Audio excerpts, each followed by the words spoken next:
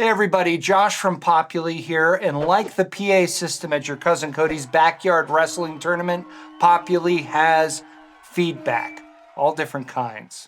But when we talk about feedback here, we're talking about options that exist for test questions that allow you to weigh in on student answers. This video is going to be most useful for faculty and teaching assistants with academic admin and registrar roles at a close second.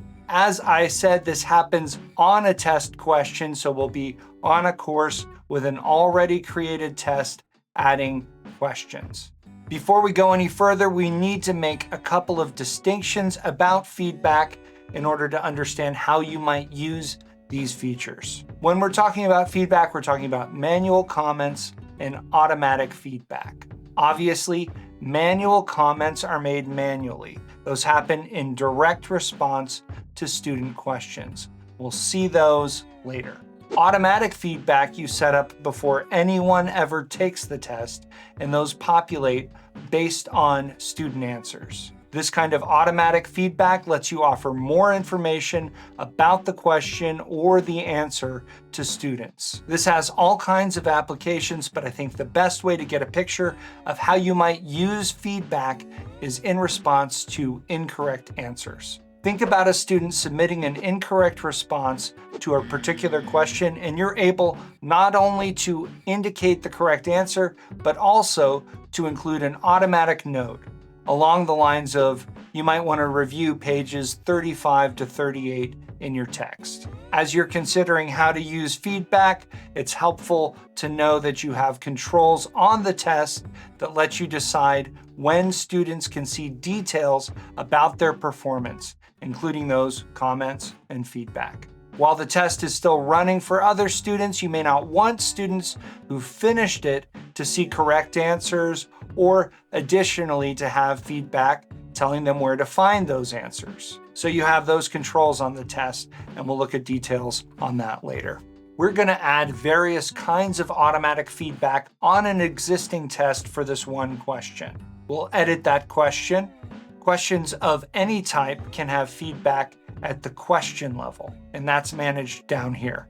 But multiple choice, short answer, multiple answer, and fill in the blank questions can have feedback at the answer level. We're using a multiple choice question here, and we're going to show the feedback at both of those levels. We'll start at the question level. Down at the bottom of this question, you'll see the feedback section. We expand each of these options by clicking that arrow. General feedback on a question displays no matter what, if a student gets the answer right or wrong. We'll input some general feedback. You have this WYSIWYG up here, so you can add a little spit and polish and even links from within the feedback. If you like, you can collapse this text box when you want to move on, or just let it there. We'll add correct answer feedback the same way. This will show for a student if they receive 100% on their answer to this question. Incorrect feedback will show up whenever students score less than 100% on this question. Now, on questions where it's available, we can also add answer level feedback. Next to the answers up here, we can click the little arrow and input the text. You can work through those, adding whatever text you like to accompany each answer.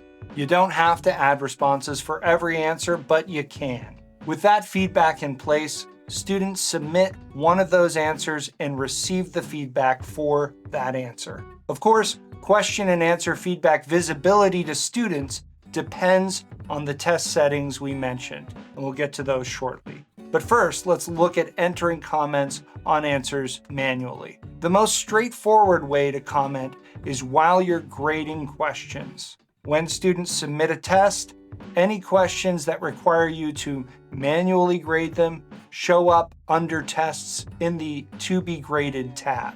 Under the answer, you'll see text for add comment. Click that and input your text, then save comment.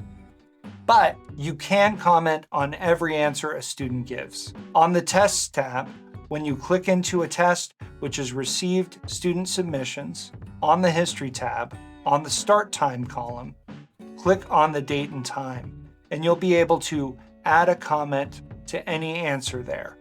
Okay, let's look at managing those comments and feedback settings. On the Test tab, on one of your existing tests, or as you're creating a test, on the right under Information, you've got clickable text for comments and feedback. Click on that and you can adjust feedback visibility at 3 different points: after taking test, test end date, and course end date. Let's click on the drop down for after taking test as an example. The first option is grade when available. If not every question is auto-graded on a test, you'll need to review and grade those questions. Once that's done, a student will see only their overall grade for that test. When we add in response scores and comments, students see the number of points they earned for each question, and then any of those manual comments from you. When you include correct answer and feedback, students can then see the correct answers for each question, as well as the automatic feedback at the question or answer level. Obviously, it's up to you to decide at which of those 3 points you want students to be able to see those various levels of feedback. And it's likely that you would manage different kinds of tests at different points in the term for different outcomes. For example, if you have quizzes during the term that cover material that could show up on a midterm or final, it might make sense for correct answers and feedback that will help direct their review to show up after the test-taking window has closed instead of after the course is ended, when it wouldn't do students much good. We've got more related resources linked below in the description, so check those out, and that includes an article that covers similar stuff. Do you want to dig deeper and get more value out of Populi for your school? Join our Discord server. It's where Populi users can ask each other questions and capitalize on community knowledge.